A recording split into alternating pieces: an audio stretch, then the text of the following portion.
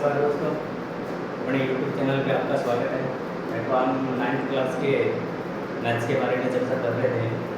इसमें अपने first chapter को कंप्लीट कर लिया है। आज हम सेकंड चैप्टर की शुरुआत करते हैं। सेकंड चैप्टर जो कि पॉलीनोमियल बहुपद है, ठीक है, इसके बारे में देखते हैं। तो पहले मैं बहुपद की सामान्य जानकारी बताऊँगा, उसके भी कुछ इम्पोर्टेंट बिंदु हैं उसके बारे में जानकारी देते हैं। उसके बाद 2.1, 2.2, 2.3 हो गए, ठीक है। तो इसमें देखो कुछ इम्पोर्टेंट बिंदु है। पहला बिंदु दिया गया है, जब कोई भी संख्याएं और बीज राशि आपस में मूलभूत क्रियाएं जोड़, बाकी, गुणा, भाग से जुड़ी हुई हो तो उसे बीजीय व्यंजक कहते हैं, ठीक है। कोई भी संख्या, जैसे कि इसमें 2x प्लस में 3y है, तो इसमें 2 संख्या है और x चर राशि है। इसमें 3 संख्या है और y चर राशि है, तो ये दोनों आपस में जुड़े और इक्वल टू 15, तो इसको हम क्या बोलेंगे, बीजीय व्यंजक बोलेंगे। 3x प्लस 9, तो 3 संख्या है, x चर राशि है, प्लस में 9, तो इसको भी अपन क्या बोलेंगे, चर राशि या व्यंजक बोलेंगे। इसके बाद में दूसरा पॉइंट दे रखा है, एक पद वाले बहुपद को एक पदी व्यंजक, जिसमें एक ही पद हो उसको क्या बोलेंगे, एक पदी। जैसे कि मैं लिखूँ 3x, तो ये 3 और x दोनों मल्टीप्लाई है, तो इसको अपन एक पदी व्यंजक बोलेंगे। दो पद वाले बहुपद को द्विपदी व्यंजक, जैसे कि यहाँ पे लिखा हुआ था 3x प्लस में 9, ये द्विपदी है, ठीक है। 5x स्क्वायर प्लस में 7, ये भी द्विपदी है। जिसमें दो पद हों उसको द्विपद बोलते हैं। 3 पदों वाले बहुपद को त्रिपदी व्यंजक बोलते हैं। 3 पद वाले, जैसे कि 5x square plus 7x plus में 10, तो इसको अपन क्या बोलेंगे, 3 पद, 1, 2 और 3 पद वाला बहुपद हो जाएगा। इसके बाद में एक घात वाले बहुपद के रैखिक बहुपद बोलते हैं। एक घात का हो उसे रैखिक बहुपद, जैसे कि ये ऊपर वाला लिखा हुआ है 2x 3y बराबर में 15। यहाँ पे x की घात भी एक है, y की घात भी एक है, दोनों की घातें एक एक है, तो एक घात वाले बहुपद को क्या बोलते हैं, रैखिक बहुपद बोलते हैं। इसके बाद में दो घात वाले बहुपद को द्विघाती, दो घात वाले बहुपद को क्या बोलते हैं, द्विघाती बहुपद बोलते हैं, ठीक है। अपने इसका कोई भी एग्जांपल लिख सकते हैं, जैसे कि x स्क्वायर प्लस में 7x प्लस में 10, ठीक है। ये एक द्विघात बहुपद का उदाहरण है, जिसमें x की उच्चतम घात, बड़ी से बड़ी घात कितनी है, 2 है, ठीक है। इसको द्विघात बहुपद बोलते हैं।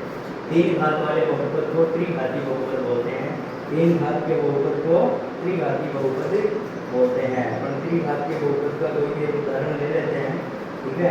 जैसे कि x की पावर 3 प्लस में 5x स्क्वायर प्लस में 7x प्लस में 10, तो इसमें x की बड़ी से बड़ी घात 3 है, तो इसको हम त्रिघाती बहुपद कहेंगे। यदि बहुपद में a1 a1 a0 a1 a2 a3 a4 an ये सब क्या है, इनके गुणांक है। जैसे कि a को क्या बोलेंगे, यहाँ पे ये a1 है, ये है, तो ये गुणांक यदि 0 होते हैं, अर्थात सभी अचर गुणांक 0 हो तो बहुपद शून्य बहुपद कहलाएगा।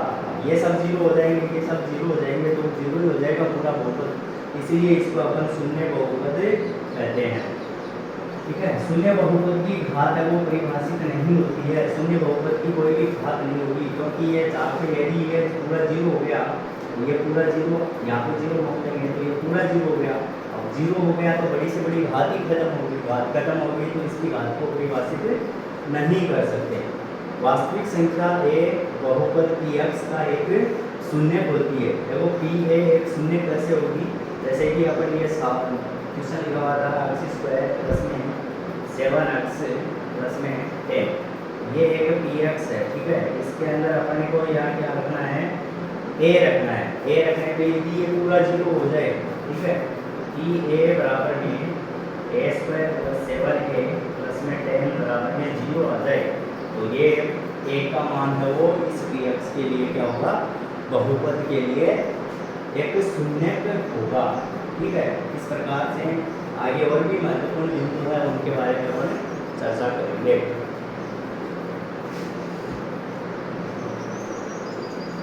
देखो इसके आगे वाले पॉइंट देखते हैं, बहुपद के शून्य।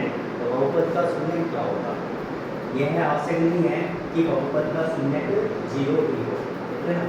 ये जरूरी नहीं है कि बहुपद का शून्य हो 0 ही रहे। जैसे कि अपन ने अब देखा था 3x प्लस में 5 बराबर में 0, 3 अक्स बराबर में क्या आएगा 5, ये 5 उधर चला जाएगा, अक्स बराबर में 5 माइनस का होगा ना 5/3। तो ये जरूरी नहीं है कि बहुपद का शून्य का वो 0 किया है, 0 बहुपद का एक शून्य हो सकता है, 0 बहुपद का एक शून्य हो सकता है, किसी भी बहुपद का शून्य का वो 0 हो सकता है, ठीक है। प्रत्येक रैखिक बहुपद का केवल और केवल एक ही शून्य होगा। देखो रैखिक, रैखिक का मतलब इसकी चौरासी की घात 1 होगी, 84 की घात 1 होगी, तो उसका केवल एक ही शून्य होगा। जैसे अपन ने अभी निकाला था 3x + 5 = 0, यहाँ पे 84 की घात 1 है तो इसका एक ही शून्य रहेगा। जैसे कि 3x = -5 हुआ, x = -5/3, तो x का मान केवल एक ही आया। तो एक रैखिक बहुपद है, उसके लिए केवल और केवल एक ही शून्य रहेगा। एक बहुपद के पास में एक से अधिक शून्य हो सकते हैं। एक बहुपद है जैसे कि द्विघात है, त्रिघात बहुपद है, ठीक है, तो उसके एक से ज़्यादा शून्य के हो सकते हैं। बहुपद का मानक रूप, बहुपद के मानक रूप में बहुपद को चर की घटती घात के रूप में लिखते हैं। जैसे कि x की घात 3 प्लस में 5x² प्लस 7x प्लस में 10, तो इसमें x की घटती हुई घातों के रूप में इसने लिखा है, पहले 3 घात, फिर 2 घात, फिर 1 घात वाला और फिर बिना घात का पद लिखा है, तो इसको अपन मानक रूप बोलते हैं, स्टैंडर्ड फॉर्म। द्विघात बहुपद का मानक रूप ax² + bx + c, ये द्विघात बहुपद का मानक रूप है, ठीक है, जहाँ पे 2 घात पहले, फिर 1 घात और फिर बिना घात वाला पद आता है। यहाँ पे a ≠ 0, यहाँ पे a 0 नहीं होना चाहिए। a यदि 0 हो जाएगा तो ये पूरा पद खत्म हो जाएगा, पूरा पद 0 हो जाएगा, तो ये बहुपद द्विघात बहुपद नहीं रहेगा, इसलिए a का मान तो 0 नहीं आना चाहिए।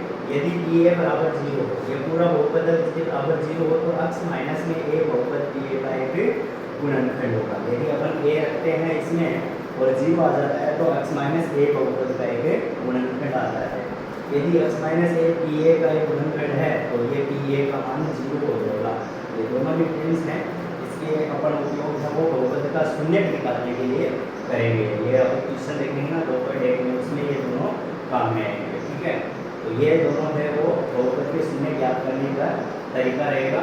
अब अपन इसमें कुछ सर्व समीकरण हैं, ठीक है, वो सर्व समीकरण भी अपन अभी देख लेते हैं, ठीक है।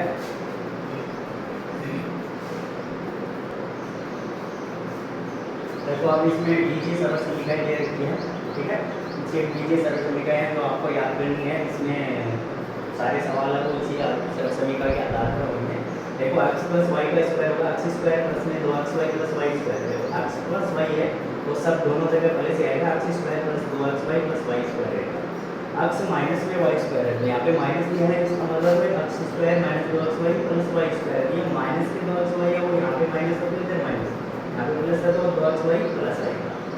x² - y² है तो x + y और x - y, देखो x² - y² x + y लिखेंगे, फिर x - y, एक बार जोड़ के लिखेंगे, एक बार घटा के लिखेंगे।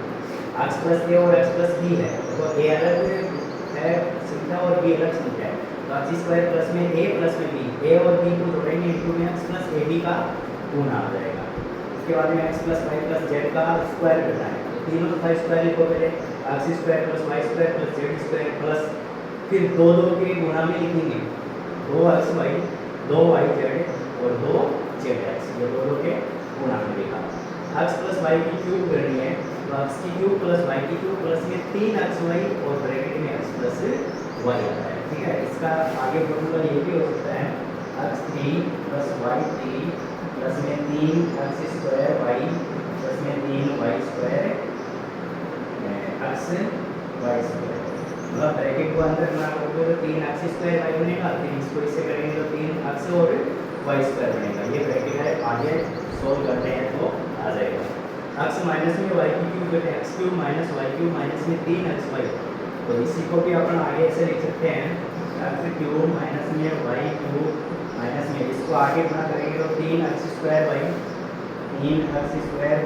माइनस माइनस प्लस आ जाएगा 3xy², 3xy², ये आ जाएगा।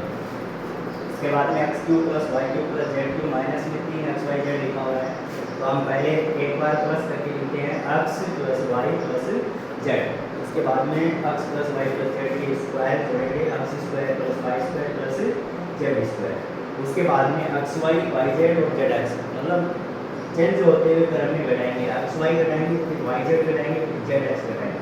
तो ये कंप्लीट पूरा सूत्र आपका बन जाएगा। इसके बाद में यदि ये X plus Y plus Z equal to zero आ जाता है, मतलब ये तीनों का जो जीरो आ जाता है, तो ये देखो ये पूरा जीरो हो गया, ठीक है, ये जीरो हो गया तो ये पूरा आगे वाला जीरो हो गया। तो ये होता है क्या माइनस के 3 एक्स वाई जेड आगे चले जाएगा, X cube plus Y cube plus Z cube बराबर में 3 एक्स वाई जेड आ जाएगा, ठीक है, ये आगे चला जाएगा, ये जीरो होती है ये पूरा जीरो, तो ये इधर आगे जाएगा तो X cube plus Y cube plus Z cube का मान 3 एक्स वाई जेड आ जाता है। तो इस सरल समीकरणों के ऊपर आपके बहुत से सवाल आते हैं कम्पिटिटिव एग्जाम में, कॉम्पिटिशन का जो एग्जाम होता है उनमें भी आते हैं, और जो 9th क्लास है उनमें भी इम्पोर्टेंट सवाल है, वो इन्हीं सरल समीकरणों से सॉल्व होंगे, ठीक है। आप इनको याद करके ना अगली क्लास में अपन वो एक है वो देखें। यदि वीडियो आपको पसंद आ रहे हैं तो चैनल को सब्सक्राइब जरूर करते रहें। 90% लोग ऐसे हैं जो वीडियो देखते हैं लेकिन चैनल को सब्सक्राइब नहीं किया हुआ है, तो आप सब्सक्राइब जरूर करें, और वीडियो यदि पसंद आए तो लाइक भी करें और अपने दोस्तों के साथ में शेयर करें। जय हिंद, जय भारत।